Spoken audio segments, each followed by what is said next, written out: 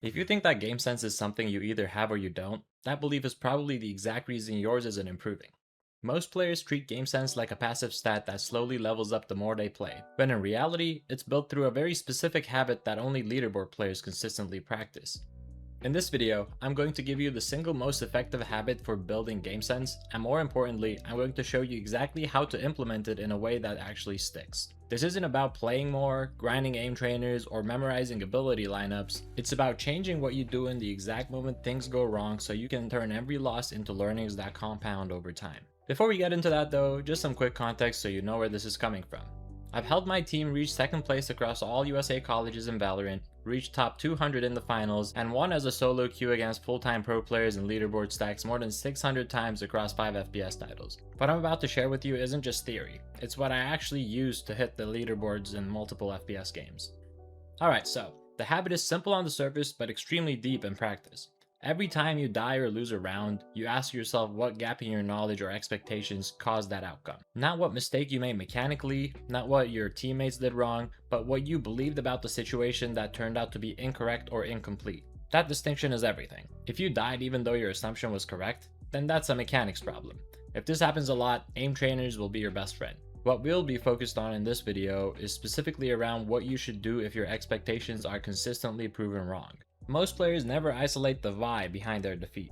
They default to surface level explanations like, I got unlucky, my teammate baited me, or I whiffed. Those might be true in a narrow sense, but they don't build game sense because they don't challenge your internal model of how the game works. Game sense improves when your mental model gets updated, and that only happens when you identify where it failed in the first place. Think about it like this. Every decision you make in a round is based on an expectation. You expect an enemy to be in a certain position, to rotate at a certain timing, or to use utility in a certain way. When that expectation is wrong, you get punished. So instead of stopping at I died, you should push one layer deeper and ask yourself, what did I expect that made this death possible?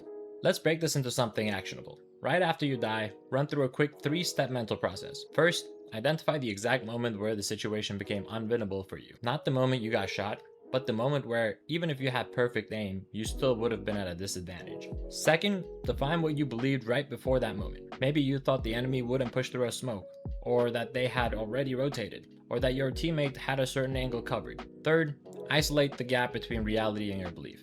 This gap is the thing you need to update.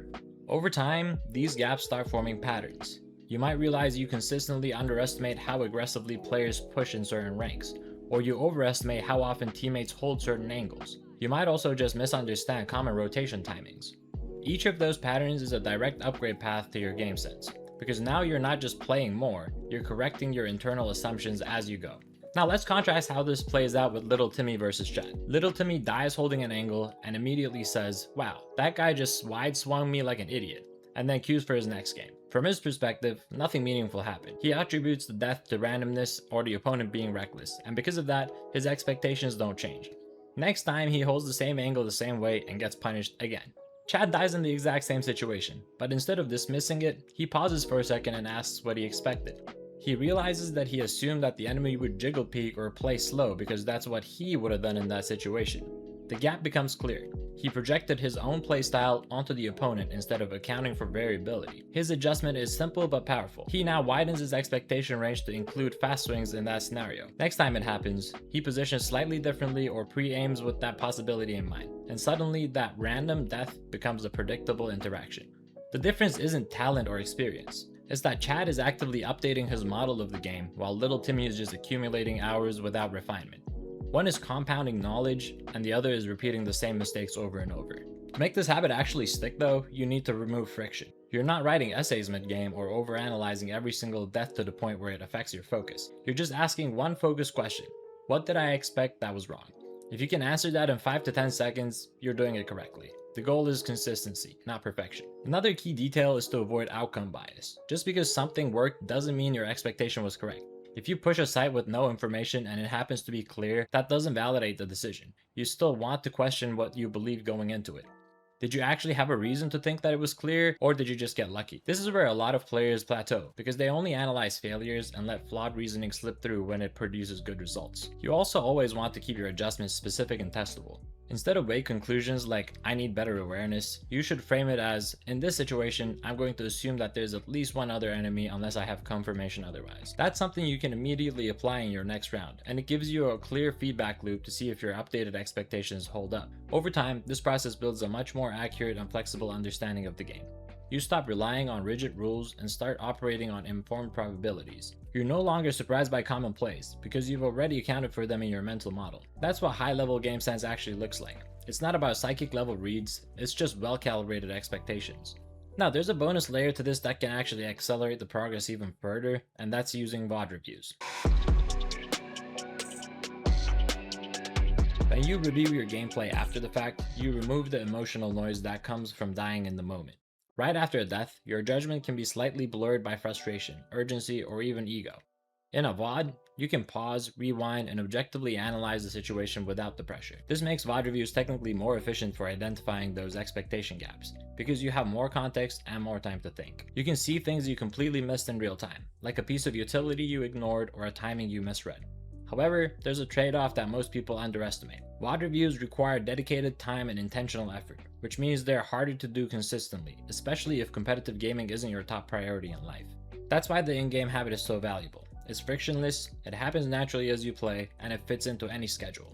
You don't need to set aside an hour to review footage, you're just slightly upgrading how you process each death. Ideally, you combine both approaches. But if you had to pick one for consistency, this habit of questioning your expectations in real time will carry you much further than you might think. Real quick, if you watched this far into the video, please consider subscribing. Currently, 95% of my viewers don't bother subbing to the channel, and every sub really means a lot for a channel of my size. Thank you for considering. At the end of the day, Game Sense isn't built by playing more games. It's built by extracting more value from the games you already play. Every death is either wasted or converted into a better understanding of the game.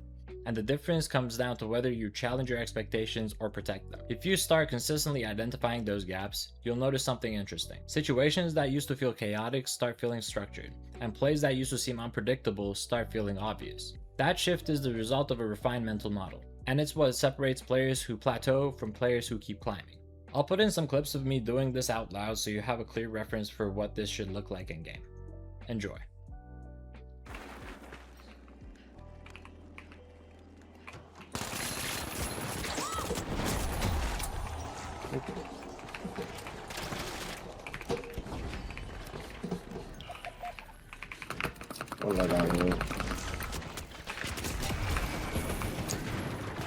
Yeah, unfortunately me opening the door there was very wrong since I'm playing Invis.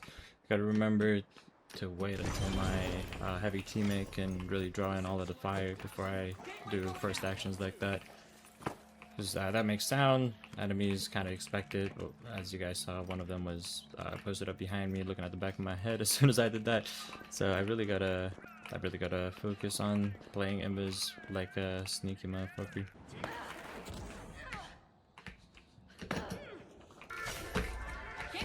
Right side. He jumped off the cliff.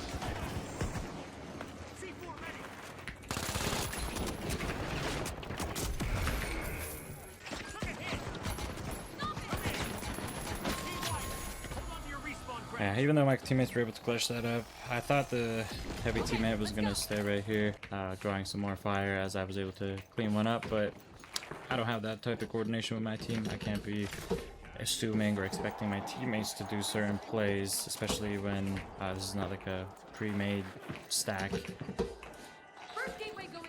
I hope you guys enjoyed this video. I'm trying a new editing style with this, so please let me know in the comments if you like this or not. Thanks for your input, and I'll see you in the next one. Peace.